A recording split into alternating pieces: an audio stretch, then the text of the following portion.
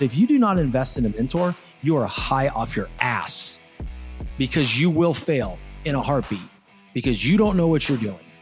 Society is okay with you go spending $50,000 to $100,000 to go to a university and get a 4-year degree from people who have never actually succeeded in the things that they're teaching. And so why is it so weird when people want to go invest money to learn from people who actually have succeeded in the things that they would like to be good at to shortcut that process? Welcome back for another episode of the podcast, A Determined Society. I have with me today, guys, another amazing entrepreneur, someone who is out there doing the business, doing the work, helping professionals and entrepreneurs do the same thing as he has done in his life. He is an author of the #1 bestseller, Side Hustle Millionaire. He's an executive and business coach. He is a host of a top 1% globally ranked podcast called 365 Driven. He is a keynote speaker, and I'm pleased to have him here. Tony Whatley, what's up, buddy? Hey, Sean, man, thank you for the opportunity to be on the show, and it's good to connect, and I can't wait to light these two microphones on fire and give the listeners what they really want to hear. Hey, man, the gas is already on. We just need the match, right, buddy? That's it, man. Let's do this. Let's blow some myths up. Let's dispel some rumors. Let's get things going, man. Oh, dude, I love myth busting. What do you have on tap, brother? Man, Anyone. Dude, if you watch my social media, especially on my Facebook page or Instagram stories, I'm always blowing up myths. And I actually own the domain name for a website called influencers.com. And that's like going to be a pet project. Maybe I'll build a parody website to expose like all the fraud and craziness that we see out there in the personal development industry. Oh, I love that, bro. There's a lot of that out there, right? You see all these individuals. My favorite one is the people that haven't done the actual work or any of the shit in their own life. And they're out there and they're trying to teach people. For instance, I'm a high-level sales professional in the corporate environment. If I'm out there being a sales performance coach like I am, it makes sense. But if I'm not, and I'm actually out there saying like, hey, let me teach you how to sell stuff, it's just stupid, man. I love it. I love that you said that. Let's make it about that because it's everywhere. Yeah, there's a funny story. Actually, I know somebody. I won't mention names. We'll keep this episode name free, but no feelings were hurt during the filming of this episode. I actually know somebody that positioned himself as a sales coach, just like your profession, that mutual contacts had actually hired, two different mutual contacts had hired for this sales expertise to train their sales team. And then within really the first 2 months of hiring this guy as a consultant, they realized that this guy's full of shit and he's never even sold anything. So they started looking back in, his old LinkedIn files and see what his job were. And we can go back on Google and find out what everybody's achieved or done in their lives nowadays. Yeah. And they realized that this dude's never even worked in a sales role. So you got to watch out, guys. I just don't understand that. And I think, is that about, because I've seen it a lot in the last 2 years. Once the pandemic happened and people are at home, like, oh, fuck, panic button, push it, got to make money. Oh my God, social media, let me be a coach. Do you think a lot of it is that? Yeah, absolutely. I think that there's pros and cons to being a coach. I left corporate for good in 2015 and went full-time into coaching.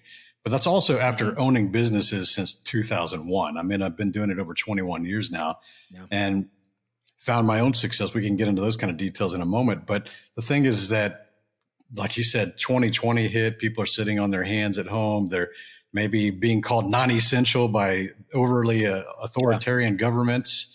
And basically, they're trying to figure out ways to make money. And I don't have a problem with that. But when you start to do things that are just disingenuous and you're doing things that are fake. And, those are the same things that actually kept me from wanting to be a coach for several years or a speaker, because I knew that, man, as soon as I step into this arena, I'm going to get lumped in with all these other frauds and fakes. And it's going to take a couple of years of proving and getting results from clients to actually start to get above the noise. And it did exactly happen exactly like that. Because even some of the people I knew were like, oh man, what do you want to be, Tony Robbins now? Are you a motivational speaker? Like just making a bunch of crap. And even though they'd known I had business success, like no, I actually want to just teach people business. If they become successful or wealthy as a result, then that's what the result is. I'm not teaching people wealth and prosperity and you can be a super mega millionaire and all these different things. So, people see the book title I have, Side Hustle Millionaire. Well, that's because that's my story. It's not because it's your story. It's here's how I did it. Maybe if you emulate these things and you use the same practices and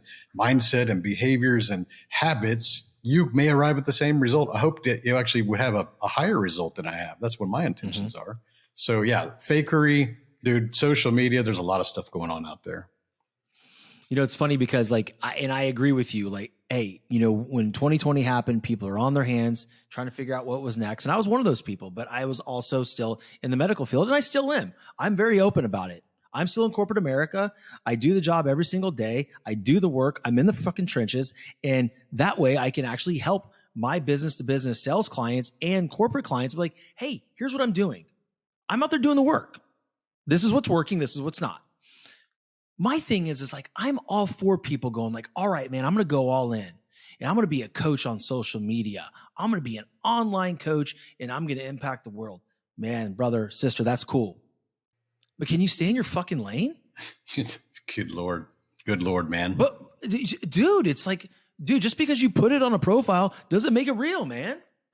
Yeah, it's honorable to want to be a teacher if you actually give a shit about people and care about the results. I think there's a lot of people that just look at it as easy money, low barrier to entry, no certifications required. And that's another thing that's a fraud is out there, all these coaching certifications, because when I decided to go into coaching, I said, maybe I don't know anything about the business model itself or the industry. So I'm going to go learn as much as I can. And I started going down that rabbit hole and searching and figuring out what is what. And you find all these coaching certifications and these gurus and their own certifications for their coaches. And I was like, okay, is that required? And you start looking in the laws of the government and your state and you realize like, there's no regulatory office that says like, these can be coaches and these cannot be coaches. So again, low barrier to entry. But the problem is that there's these other businesses that are selling these coaching certifications and arming the little good boys and girls that go through the process and spend $10,000 to feel like they're accomplished and they can hang this certification on the wall and they're super awesome now because they're a certified coach. Have never run a business, have never done anything that their certification shows that they have the air quotes credentials for. Dude, talk about low barrier of entry. 100%. But what about the flip side? What's the percentage of rate that people are actually successful at this? Let's be honest, because you talked about, and I heard you say it, and everybody listening heard you say it, is people think this is a quick buck. Bullshit. Dude, it's not easy. It is not easy. This is the hardest thing I have ever done in my entire life. And I played baseball at LSU. That's pretty tough, man. And I've been, dude, I mean, like, bro, like being an online coach, dude, like you have so much social proof that you have to go through and scrutiny at the beginning. Like you said, people, you know, love and trust saying, what are you, Tony Robbins now? You're some motivational speaker. How many friendships have I lost since I've started this? It's several. That's one of the hardest parts about going into doing this, or really just anybody that's going through a physical or a career change. I would say anytime that you announce something, you're going to do something new. Maybe you're overweight right now and you say, hey, I'm going to go on a fitness journey. I'm going to lose 100 pounds. I'm going to change my life. Well, the thing is that at first everybody kind of gives you the, yeah, congrats, you got this. And then like you go, wow, this is going to be easier than I thought. I got all the support. Like these people are going to make it easy for me. They're going to hold me accountable. And then, 2 weeks later, you're kind of like, man, I just don't feel like going to the gym or taking that walk today. And I can have a cheat meal. I've been good for the last 14 days. And then the snowball hill goes downhill and you go create the post. You check in at the gym, you show your selfie and you're showing it. And like nobody's liking your post anymore. Nobody is saying anything anymore. And you're like, wow, where did all my supporters go? And then you actually start to, if you're good enough, you stick with it, even though nobody's supporting you because you're doing it for the right reasons. And you start to go down that path and you realize like you're in this no man's land of nobody cares anymore. It's like, it's not a new thing anymore, but they see the results coming from you. And if you are good enough and you have the discipline to start wading through that no man's land of nobody's really showing external support, you're going to win. And that usually takes about 12 months. Let's be real. Like you have to get to a point where you're actually showing results and consistency and dedication to whatever your mission is, whether that's starting a business, the weight loss thing, doing anything different in your life. And then people will start to realize like, hey, okay, this person is actually serious. They're actually getting some results. So now they start to show back up to support you. But I think that, Sean, most people just unfortunately fall off after that 3-month mark when they feel like nobody cares anymore. And if they would just see it through, they would actually start to see those people come back around. So people watch you, they just watch you in silence because so many people are fake again and frauds, and they quit too soon. So they're not going to go all in and give you all of their emotional support and their cheerleading until you've proven and you've earned their respect and their trust over a period of time. Well said, brother. I mean, here's the thing, right? We all go through it, right? All those people are there like, Sean, I believe in you. Tony, I believe in you. This is great. Keep doing what you're doing. All of a sudden, once the newness wears off of your Facebook group or whatever group you got going and people realize you're serious, they fucking retract really quickly, right? As soon as it becomes about like, hey, this is what I'm going to do. I'm making a business out of this. I'm going to monetize it. People get scared.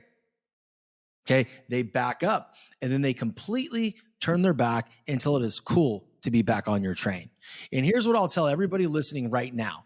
If you stop at that moment, then you weren't serious enough in the first place. And those people were fucking right about you. Damn right, dude. You got to keep moving. Tough love, man. It's tough love. And I'll tell you that here's a story that actually is really hard to go through for most people, because we hear the cliche phrases that, you know, get rid of the toxic people in your life, and you're going to be the average of the 5 people you hang around most. Like, we hear these phrases, and if you have any common sense, you go, yeah, I get that. That makes a lot of sense. But the problem is that we can understand that phrase, but we do nothing about it. We don't take the actions because that's hard and it offends some people and it might make people just uncomfortable. And so I don't want to rock the boat, and I just don't want to, you know, I've known them a long time, so I just don't want to say anything to them. Like, you got to be taking the action. Otherwise, all that advice that you've been hearing doesn't show any results. And example, 2018, New Year's Day, my wife and I got up. It was a tough year, man. And we had some of these people fall out of our lives. I mean, my wife even got rid of her maid of honor from our wedding, like someone that's been her friend since high school. Think about that. Like, that's how come this can cut deep, right? And so we both got up on New Year's Day. We were on vacation in Colorado at the time. And I said, hey, let's just make a list of names that we think that are people that are toxic or people that aren't really on our team anymore. Or maybe we've just outgrown because they just kind of start being this passive aggressive, negative type comments and stuff. And so she took a piece of paper, I took a piece of paper and a pen, and we both went to the opposite room, sides of the hotel room, and we just made a list. And I had like 10 names and she had 12 names or so. And we just agreed as a married couple, like, hey, if anybody's on this list, we're just going to create boundaries or remove them from our lives. And man, some of those were cutting deep. Some of those people we've been on vacation with, some of the people that we had, done, trips or been at dinners or been to the parties, or we just had these pasts that were, good times, good memories. I still look fondly back on some of those memories, but people change, people outgrow each other. And when you start to realize that I need to be around more people who think about imagine when instead of talking about remember when, and not necessarily a bad thing to go back in time and think about the good old days. But if that's all they think about is remember when, those aren't the people for me. It's not that I'm better than them. It's just I'm evolving, I'm improving, and I'm on a mission to go do things to impact more people in this world instead of talk about my past. And so that was one of the hardest things that we had to do, is create that list and create those boundaries. Because for a few months, it actually feels like you're mourning a loss. It feels like you actually have people have died because they're no longer in your life by your choice. And I tell you, if you can make it through that storm of that wave of emotions, which you will feel, because it is very difficult to sever relationships, even toxic ones, you're going to start to realize like it was the best thing you ever did. And by the end of 2018, we realized, looking back, like this was actually the best year we've ever had. And there's a lot of reason behind what we did. Tony, that really resonates with me. I want to tell you a little story. So back in the day, I had this friend. He's going to remain nameless, but he watches everything I do. So you're probably going to hear it. Hey, buddy. Anyway, so we were friends. We were close. And there was a lot of repetitive patterns with this gentleman. A lot of narcissistic behavior, a lot of toxic, poor me. It's always the woman's fault, yet there's, 2 or 3 protective orders on this guy, but it's, never him. And I made the decision, and I was always really kind with him. But I started drawing boundaries, meaning, if he'd call me, I wouldn't answer. If he would say, hey man, called you, call me back, I wouldn't call him back.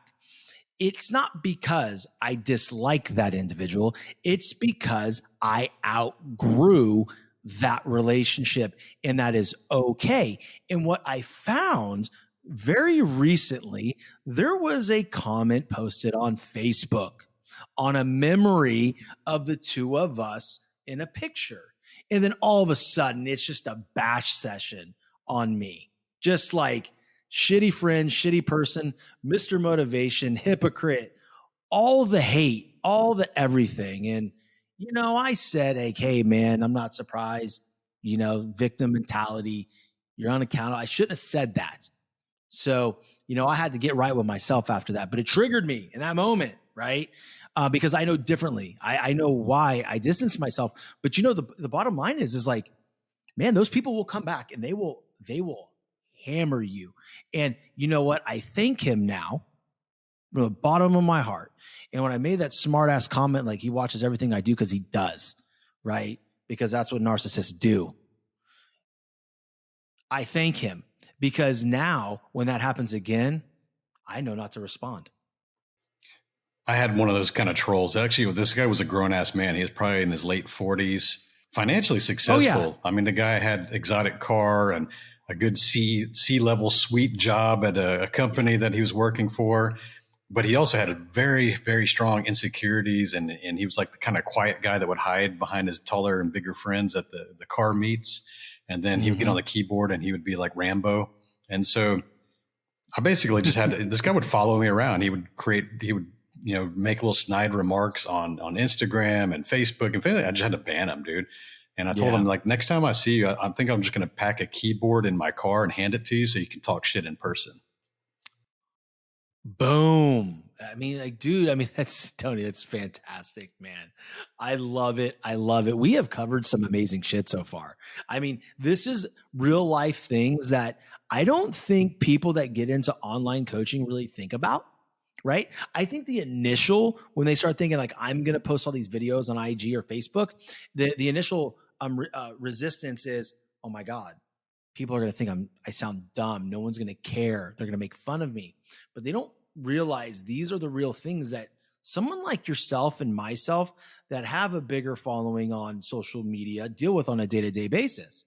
I mean, I've dealt with things that I posted about 9/11 and someone messaged me, cursing me out, saying, fuck your government, you bastards, like all this stuff. Is like, damn, like, hey man, like sending you love, homie. Like, what's up? But I find this conversation very valuable, because a lot of times, for me, I sit there and I think like, am I the only one thinking this? No. I actually have a t-shirt that I sell that says, go earn yourself some haters. And from the outside, you read that and you're like, that doesn't make sense. But if you do what we're doing, and many other people in the space are putting themselves out there, you actually earn, the word is earn, go earn yourself some haters, because it is impossible to do things and put yourself out there and not have critics and haters to show up. And nowadays, when I have clients and I'm working through building their personal brand and putting themselves out there, whether that's podcasting or videos or YouTube or writing a book, or I prepare them for this. And actually in our group, we have a supportive group of entrepreneurs.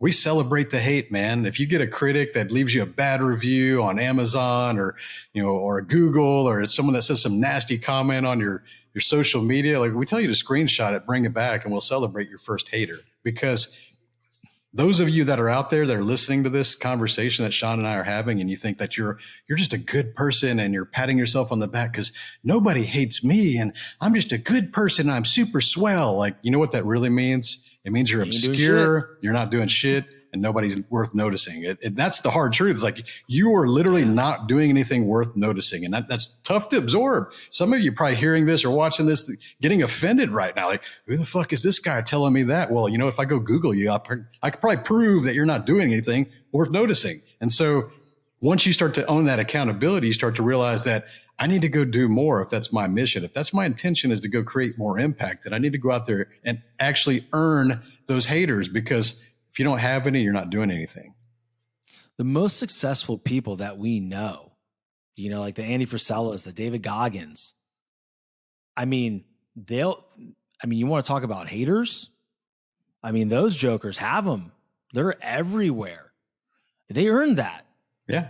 In a positive way. And it's so funny you say that, because it's like, when I put things out there, I'm very cut and dry. Just like you said, before we got on, you're like, hey, you're spicy like me, dude, like, I got to be honest. Like some of my stuff, I'm trying to get to people. I'm trying to be controversial. Like I'm trying to trigger you, because if I can trigger you and I piss you off, that means you agree with my statement. And that also means that you need to make some changes. It's a fun game, man, isn't it? Social media. I am very well known for creating provocative or polarizing topics, but here's where some of the people that aren't really familiar with me may fall and not understand what I'm doing. They don't realize that I'm also the type of person that will do an excruciating amount of research and understanding before I actually create a post.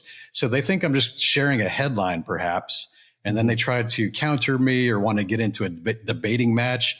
And quickly, this is a cycle that repeats itself over years now. They will get into a debating match and they realize they're outgunned and underprepared for the topic that I've presented. And sometimes they find out that they just embarrass themselves with their own comments, and everybody's on the stage watching this thing happen. And usually it results in them just deleting their post. Yeah. You know why that is? I do. I'm just, you know why, right? You know why they're embarrassed. They realize that they're showing their ass in front of another audience that is not theirs. And the best way to find these people is when they start debating, you're like, oh, who's this person? Because my Facebook account's public, right? Who's this person? Yeah. If you go click on their profile, and you could see that they've never posted a single polarizing or controversial topic of their own in their entire timeline, but they want to go shit on people on other people's timelines, you know that they're a coward. And how come, Sean, these people all have like faces with little cat profile pics, or they're not even using their real identity? They're anonymous profiles, man. Yeah. Because they, right. So they make these accounts to go shit talk people because they don't have anything else going on in their fucking lives worth, promoting. Good or bad, I don't give a shit. Like, you don't have an opinion only on somebody else's stuff. The reason why these individuals delete their comments and get so offended is because they're leading with emotion instead of someone like yourself and myself with actual knowledge on the topic. So when they come at us, it's already done. We've already won that battle because we did it up front. We're not reactionary. No. As soon as you start calling names or attacking someone's character, you lost the debate. And then it just kind of spirals downhill and being all this emotional turmoil and like anger and resentment. And they start trying to trigger you, and they think they're getting to you. And actually it's funny because it's like, no, you're actually making me laugh, and you're making my audience laugh along with me. Yeah. And all you're doing is telling Instagram that my content is worthy, and they're just going to push it out. So thank you. Yeah. Thank you for the algorithm boost with your 20 That's comments. Why I always get mad when they delete their comments. I'm like, God dang it. They deleted it. Yeah. Shit. Yeah. So, I mean, that's the thing. It's like, be careful with who you debate with, because sometimes you actually do meet the people online that know a lot more than you do. Mm-hmm. Absolutely, man. I agree with that. I love it. And this conversation is so valuable, and I'm loving it. I do want to touch on LS1, right? You're a car lover. You created this amazing online business with some ungodly amount of subscribers, and then sold it for an ungodly amount of money. Talk to the audience about that, because that is probably, I don't want to offend you, but that is one of the most impressive things about your background that I saw. Yeah, I would say the short version of that is that I'm a community builder, and I've built 2 online automotive performance communities because I'm a car fanatic. And so the first one was ls1tech.com. That was the General Motors performance cars. So all your Corvettes, Camaros, Firebirds, Pontiacs, all that stuff. We even had those as advertisers. That one grew to over 300,000 registered members. And I took that same business model and I created performancetrucks.net because we saw that there was a void for guys that had trucks that wanted to actually race and go fast in trucks, not just off-roaders and show trucks, right? So we built that website, and that one grew to over 270,000 registered members. And we built a lot of traffic through ad revenue and sponsorships and live racing events around the country and on the hotbeds. And, that thing we sold for a few million, after 5 years after building it. And it was always a part-time thing and built in my passion. It was never made to create a lot of money, but it grew and it grew and it grew just from traffic alone. I mean, we had over 100,000 unique visitors to that website every single day. So if you're a small business owner, imagine having 100,000 customers in your inbox or showing up through your front door every single day. That's what we kind of built. And when we understood that, we could build leverage, we could raise rates, we can attract bigger sponsorship deals. And so, there were 7-figure businesses that we created as a side hustle. And that's why you're qualified to write the book. That's right. That's right. So, the thing that I loved about what you just said, other than the obvious things, and this is something I want the audience to really take in. You said this was never meant to make money. This was just a passion of mine. Ladies and gentlemen, let this be a big lesson that the cliche of follow your purpose and the money will come, serve the people and you will have riches. It's there for a reason.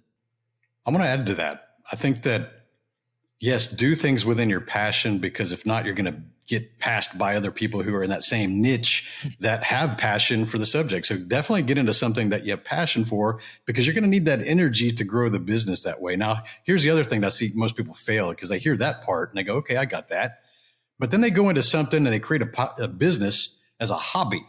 If you treat something like a hobby and you half-ass everything, you're going to get half-ass results, and you should expect no more than that. So I always took it serious. It's like, if I'm going to go start a business, I'm going to make sure I put the processes, the systems, the people in place, do the branding properly, learn how to do the marketing, understand financials and accounting. So I actually had to add to my skill sets of just building websites at the time that I taught myself by reading books and practicing on the internet.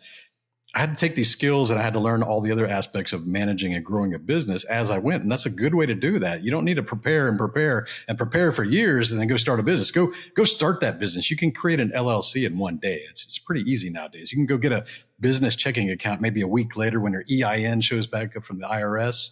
So it's very easy to create these little things to get your business in motion. But I think that a lot of times people hear side hustle, or they hear like, build something in your passion. And they focus on a hobby, like, oh, I'll just do it as a hobby.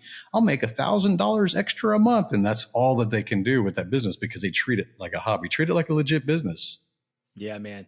It's funny. Like, everything turned around for me when I realized, because I did a lot of things wrong when starting my business. I mean, I'll be straight up with you. I had the logo done first. That was great. I got my tax ID number. I had my LLC because I'm smart, because before my medical industry, I was in HR and payroll. So I know exactly how to create LLC and a tax ID number online. And I can have that EIN as a PDF within 5 seconds for anything that I do. And then I can go use that and go get my bank account for my business. So that part for me was easy. I think the part that I had such a hard time wrapping my mind around, and I want to shortcut this for a lot of other people. This is not self-serving. It could be me, or it could be Tony, or it could be 1,000 other people out there. But if you do not invest in a mentor, you are high off your ass, because you will fail in a heartbeat, because you don't know what you're doing. And don't be surprised when you go to a mentor like myself or Tony, and they give you a 5-figure investment. Some are 6 figures. Yeah, nobody likes to hear that. But here's the thing about hiring a coach is, again, hire someone that actually has done or achieved the things that you would like to, like we talked about when we started this show. Yeah. It's easy to find that kind of information. And I'll tell you, and it's not on the New York Times bestseller list, because I've read some fascinating books and I started to do the due diligence on that author and realized that they hadn't accomplished shit before that book popped off, because maybe Oprah shared it or something, right? Mm-hmm. So there's a lot of people that haven't done what they say they're going to do, and they're trying to teach it, and they've actually become famous or successful for selling something they've never actually achieved. So do your due diligence, ask for references for past and present clients if possible. That's a good indicator. Yeah. And the other thing is that I think about is, how do we grow these businesses without advice? I mean, you're going to save the shortcut, and it's an investment, not a cost. So let's compare that to the other standardized social norm. Okay. If we got kids out there, or maybe we've gone through college ourselves, I've got an engineering degree, I put myself through school. Society tells you that it's perfectly normal and actually applauded that you go spend $50,000 to $100,000 to go to a 4-year university to get your bachelor's degree from some professors who have never really achieved at anything that they've applied or taught. So you're learning things from a figurative perspective by people who have never actually got results in a public sector teaching these things to get your degree. And it's okay that you go spend $50,000 to $100,000 to get this 4-year degree. So when you get out, you're in debt, you have no experience, so nobody's really hiring you for a high salary. And then you're expected to go be a successful person, which takes 15 to 20 years to get into that range. But it's shunned upon if you go spend $50,000 to go learn from someone that actually has succeeded in the thing that you want to achieve, become their mentee and get the shortcut to the results that they have, because they're going to save you from the mistakes. They're going to open up their network to people that, they've made some deals with, that they can understand, like, hey, this is the person that's going to do this for you. This is the person that's going to do that for you. It's going to streamline the process. But ultimately, even if we're the best coach, Sean, and we're helping people and we can lead them to all the processes and the tasks and all this, ultimately it still requires work. There's no easy way to do this. There's no shortcut to success. Anybody selling you that's full of shit. Society is okay with you go spending $50,000 to $100,000 to go to a university and get a 4-year degree from people who have never actually succeeded in the things that they're teaching. And so why is it so weird when people want to go invest money to learn from people who actually have succeeded in the things that they would like to be good at, to shortcut that process? And, despite both of those alternatives, I think society is finally going to come around, because I think there's a lot of learned type business models that are becoming the norm over time. And so we're also seeing the university kind of program starting to just not be really worth much anymore. And you and I both have gone to school that. So we're speaking because we have that background, and we just know it's not as the same as it was when we were young. Now, the other thing is that there's a lot of these, we'll call them gurus out there, telling you that they can shortcut the process and make you successful and give you prosperity and wealth. And, there's no shortcut to success. There's always the work that you have to still do. So we could tell you all the processes, the steps. We can try to hold you accountable. We can give you the best advice. But if you don't ultimately fulfill through the actions and do the things that you're supposed to do, you're not going to get the results. So don't be expected to, you're going to get some success by just buying a package, because there's a lot of people out there selling a dream and selling hope, but they're full of shit. Yeah, man. I think, all we can do is, when we are coaching others, to say, hey, listen, here's the plan. Here's what I've done. Here's my story. Okay. My job is to teach you these skills, whether they're high performance habits, whether it's creating a better sales process, a prospecting tool, an accountability tool, or sticking to a fucking calendar cadence. Because let's be honest, most salespeople and entrepreneurs fail because they cannot control their own calendar. Oh, tough. That's a whole other dude, that's like another, right there. It's another fucking, yes, exactly. Dude. It's another episode. Calendar cadence is important, right? And it gets the best of all of us, right? But if these people don't put in the work and they don't buy into it and truly believe that it is the best system for them, nothing. I don't care if God is in the room. If they don't buy in, it ain't going to work. I'm not giving you your money back. That's important, because I think that even in my book, the first 2 chapters cover mindset, because I still believe, and I will always believe, that that's the foundation to success or anything that you want to achieve. So we have to spend more time unlearning all the fuckery that our parents and our teachers and society have taught us, where we were young and impressionable and we believed everything that we were told, like rich people are bad, and you should never talk about money. That's impolite. Just stupid shit that we absorb when we're kids that successful people don't believe, And so we have to unlearn a lot of the habits and the beliefs and the limiting beliefs, especially, and the insecurities or childhood bullying and things like that we had experienced, to be able to understand that, man, we could really have no limits. We really don't have any limits. We actually can rewrite our entire future, knowing that we've only been accountable for everything that we've done in the past. Dude, so it's an amazing thing that you said right there. You talk about people talking about money is bad. About 2 years ago, when I started this journey, I was sitting in a daycare room, and it was like a Father's Day thing. And this one gentleman says, yeah, I just got done selling this condo on that house for 2.5 or block for 2.5 million. And I walked out of there. I'm like, what a fucking asshole. And I'm driving down the road. I'm like, I get on the phone with my wife. I'm like, dude, this guy's a dick. And then she goes, why? I'm like, well, wait a second, Sean. This is your bullshit. That's right. This is what you learned as a child about don't talk about money. People that brag about money are bad, and they're probably not doing as well as they say they are. Then I had to rewire, and I had to completely shift on that paradigm, because what that really was about was, like I said, it was about me. I had to change my belief. So I said, okay, that guy's not a dick. I could learn something from him. We set these false limits. We set these false beliefs or limits on ourselves. Here's the unfortunate thing about most people. And I'll tell you from a business coach perspective, when people come to me and they want to start a company, one of the questions I ask them is, what is the financial goal you would like to have for the first year? And I always get these really specific, absurd, weird numbers. Okay. And at first I was like, why are these numbers coming up? They give us stuff like $87,500 or $135,000 or just these weird, like very specific numbers. And I started to realize, like, by asking, where did that number come from? And the answer was always, well, that's what I make right now at my job. So we have this self-worth issue that's stemmed based on what society has told you that you're worth, or your hourly rate or your salary rate, based on what your boss has told you, what LinkedIn job postings have told you that you're worth. So we create this artificial ceiling of our self-value based on a snapshot of where we are today financially. And if you understand that that's a limiting thing that you believe because of all these people have told you these things, in entrepreneurship, there are no limits. You need to get rid of those kind of limits. It's a big thing, man. It's a really big thing. I found that as well. When I meet with new clients and they're like, "Hey, I'm stuck at 80 grand." That's the people I work with, man. Yeah. I'm not trying to be somebody I'm not.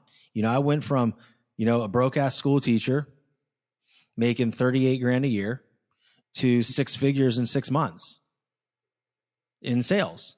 That's what I teach people to do. I'm not sitting there saying I'm a millionaire. I'm not sitting there saying that I'm going to help them be a millionaire in 60 days.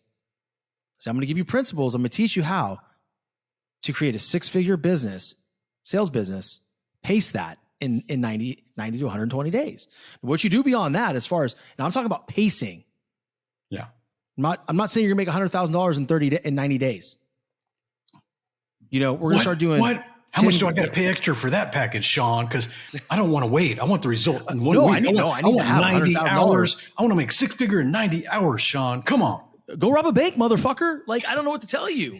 Like, it don't work like that. Right. The money exchange doesn't work that way. It's, so my point is like, when we're, it's just frustrating to me. Like, we're getting off on a tangent here and my ADHD is kicking in like normal. But, when you talk about what you just said, like, no, Sean, I want to know quickest way possible. The quickest way possible is like 24 to 36 months of grinding and being consistent when you don't fucking want to. It's waking up and doing the shit you don't want to every single day. Now, I'm not talking for 2 days or a month. I'm talking about years.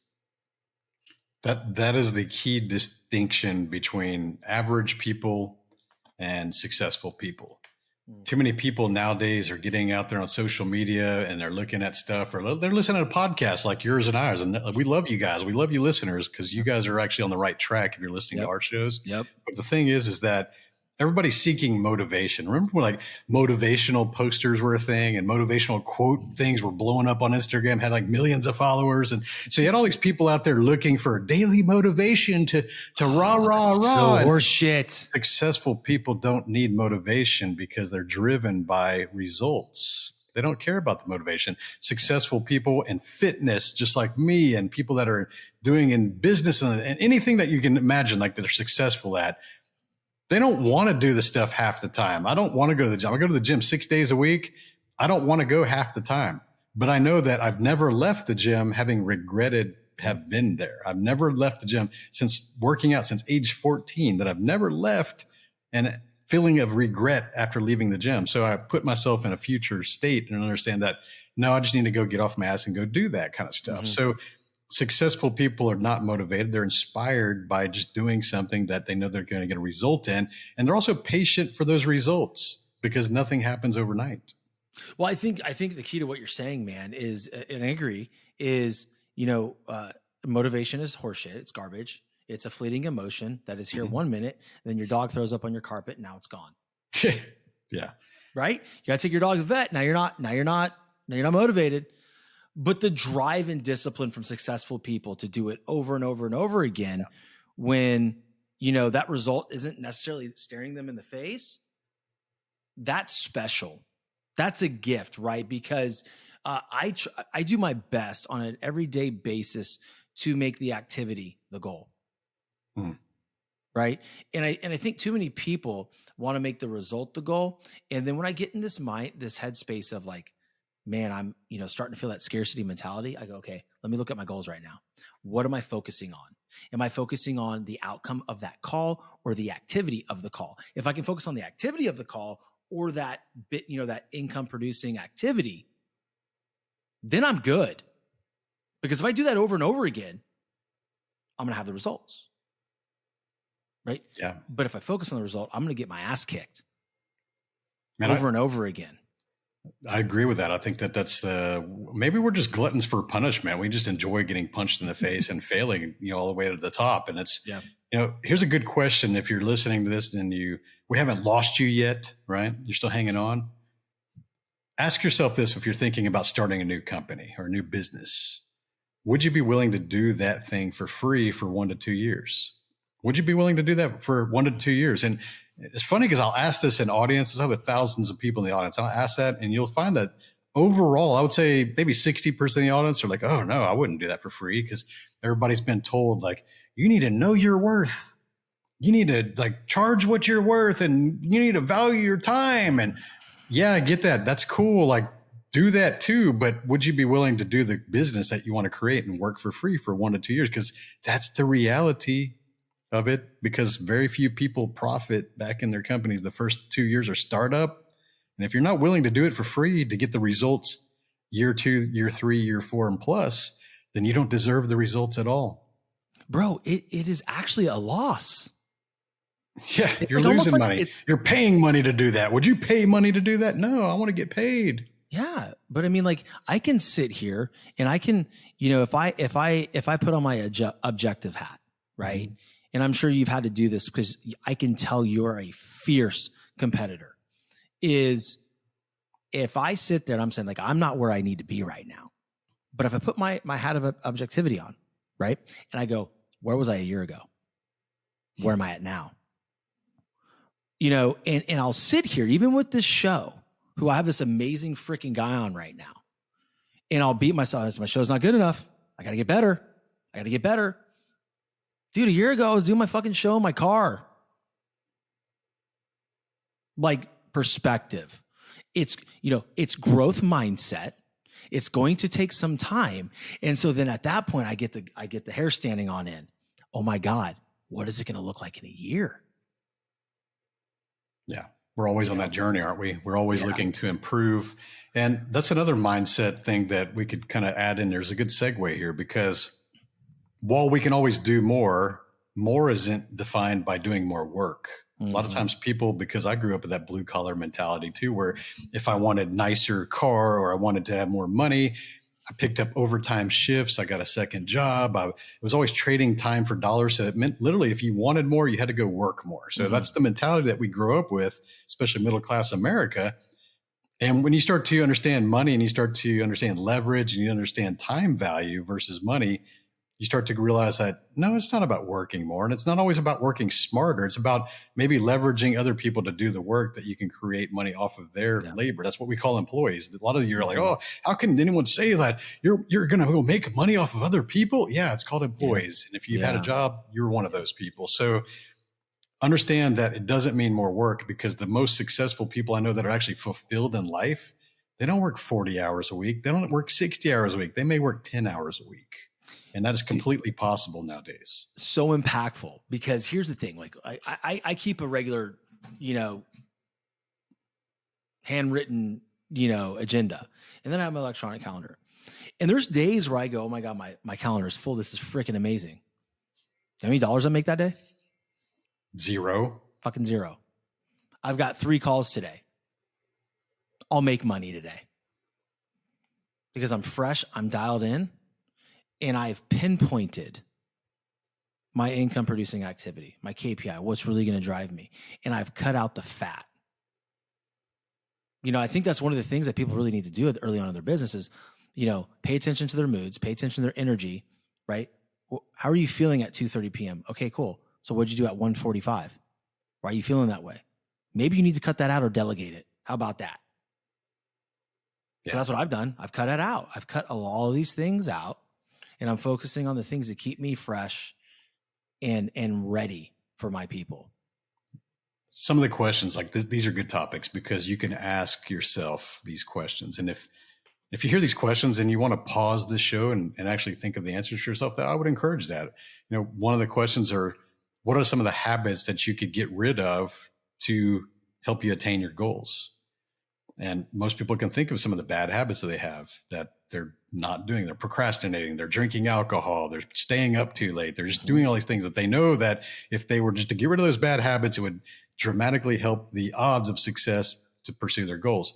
The other thing is, what are the new skills that you can attain to help you pursue and attain those goals? A lot of times people only limit themselves based on what they know or what they can do today, but they don't really think about what can I actually learn to create that result? And am I willing to put in the work and the expense and the investment to go get that education or that skill set, because that's pursuing the dream that I have. So don't limit yourself based on where you're at today, and also get rid of the things that are causing you harm and the people that are causing you harm that are keeping you from those goals. Mic drop right there. I could not agree with you more, my man. And we got to land the plane here because we could probably go on a Joe Rogan style podcast, you and I, and not get bored. Yeah. But I want people to truly listen to this episode. So we're gonna ask you two more questions, man. One, I think it's one of the most important questions I can ask you is, how can my audience best support you? Easiest way, since you're already listening to podcasts, just go hit me up on my show. It's called 365 Driven. It's health, wealth, mindset, and relationships. And 4 years in and over 270 episodes now. And I've had some of the big names you guys would recognize. It's beautiful. It's a great show, by the way. Thank you. Most importantly, how can I support you? Man, you're doing it right now. You're introducing me to your trusted audience. And I know that you're a gatekeeper, and we always have to look for the quality and the value that we're presenting to our audience. So keep doing what you're doing. And just honored to be on the show, brother. I appreciate you, man. Listen, I'm gonna sign off here, but I need you to hang tight because I want to say a proper goodbye to you and give you a proper thank you, guys. Listen, a lot of amazing knowledge bombs, gems, whatever you want to call it, dropped today by my boy Tony Whatley. I encourage you to go to his podcast, 365 Driven, subscribe, listen, and give a review. Right? Same thing here. If you're not already subscribed to my podcast, please hit subscribe and leave a review. And if you are subscribed, you know the fee, man, right? Share the show, right? Tag me, tag my boy Tony. We'll share it back to our socials. This thing grows from you guys. You guys are amazing. I love you guys. And until next time, y'all be good and be productive. Take care.